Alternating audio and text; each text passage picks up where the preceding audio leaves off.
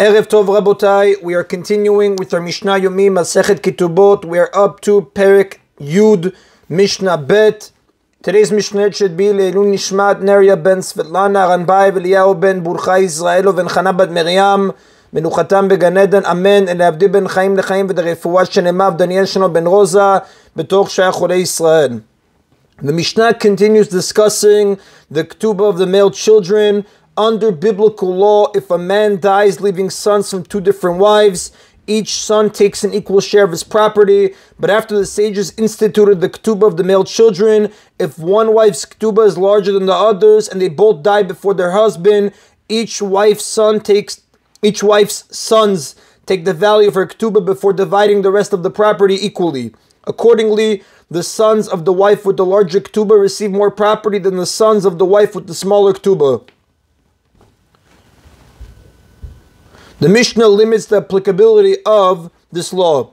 Nashim, if someone was married to two wives, one of whom had a larger ketubah than the other, and they died, and afterward he died, and the orphans of the wife with the larger ketubah want to take their mother's ketubah, but there is only enough property there to pay for the two wives' ketubot, and if those are paid, no property would be left to divide evenly among all the sons. They divide all the property equally and do not take their mother's ketubot.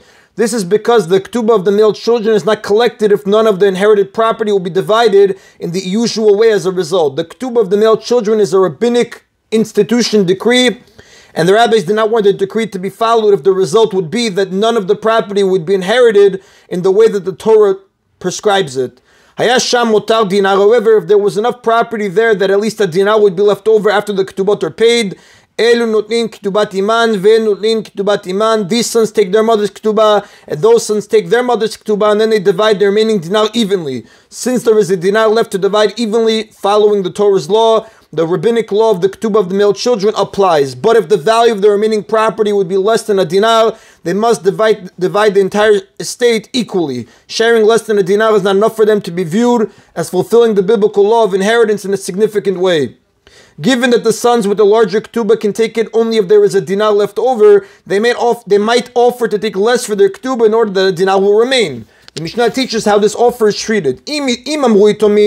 If there was not enough property to pay both ketubot and still be left with a dinar, and the orphans of the wife with the larger ketubah said,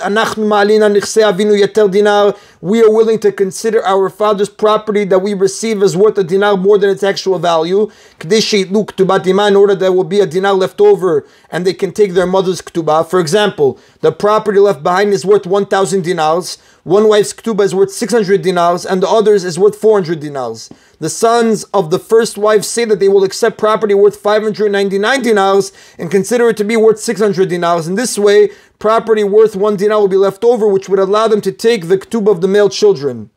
And shomina, and we do not listen to them. Ela shomina nechasim bebetin. Rather, we evaluate the property in court to determine its actual value at the time of their father's death, as the Rambam writes in the Chotishut, chapter 19, halacha 5. And if, according to the court's assessment, there will not be a dinar left after both ketubot are paid, all the heirs divide the entire property equally.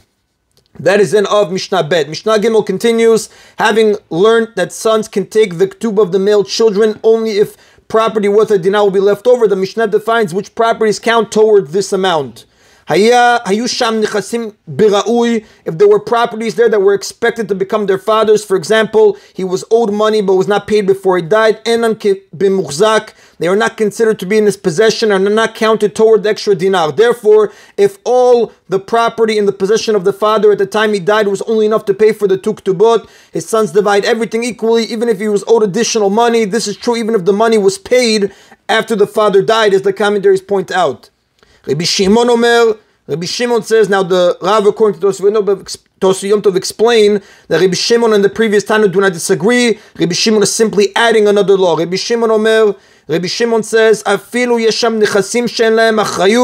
even if there is property in the estate worth additional dinar, but it consists of movable items, literally properties that are not subject to pursuit, it does not count as anything, and they cannot take their mother's ketubot. Unless there are real properties, land worth a dinar more than the two ketubot. Now this term of properties that are subject to pursuit Nechasim shesh lehem achrayut is used for land because if a debtor has nothing with which to pay his creditor, but he had sold land, the creditor can pursue the land and seize it from the buyer. This law is unique to land and items attached to land, such as trees and houses. If the debtor had sold movable objects, the creditor cannot pursue them. So again, the Mishnah says, if both the amount of the two Ketubot and the dinar, both the amount of the two Ketubot and the dinar must be made up of real properties, because the Ketubah of the male children is one of the conditions of the Ketubah and therefore shares its law. Just like the actual Ketubah is collected only from real properties, so too is the Ketubah of the male children. And that is on the bottom of today's Mishna Yomi. Baruch Adonai Le'olam. Amen v'amen.